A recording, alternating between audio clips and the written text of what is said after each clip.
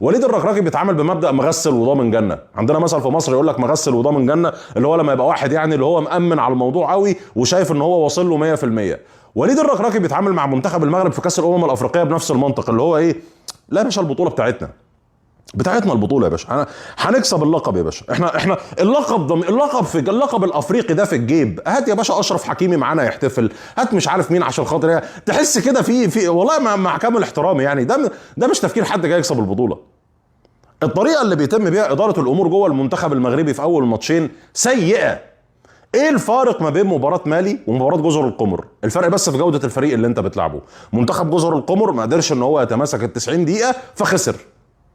منتخب مالي انت الشوط الاول عملت كام فرصه؟ هي فرصه اسماعيل الصابري بس، اللي هي الكوره اللي جات له والجون فاضي الراجل طوحها في السماء، دي الكوره الوحيده اللي انت عملتها.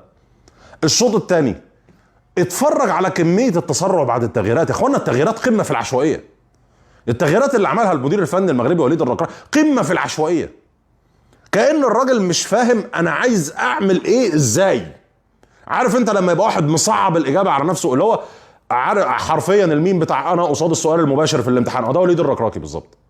انت قصاد السؤال المباشر في الامتحان، انا عايز ايه؟ شايف فريق قدامي مصعب عليا الامور دفاعيا، انا محتاج اللعيبه اللي تخلق اكبر قدر من الفوضى. انا اوريدي عندي 2 من اللعيبه دول في الملعب، عز الدين قناحي وعندي ابراهيم دياز، اضيف عليهم عبد الصمد الزلزولي، ادي فرصه للعيب حركي اكتر زي سفيان رحيم ان هو يكون لاعب يقدر يسقط لبره يخلخل الدنيا شويه يحركها لي شويه. لا ده اول تغيير عمله في الماتش، ودي اللي كانت غريبه. اول تغيير طلع ايوب الكعبي ونزل يوسف النصيري، فكرني بالكابتن مجدي عبد الغني، تغيير قصب بقصب، اللي هو يعني ما ايوب الكعبي يوسف النصيري، طب ما هي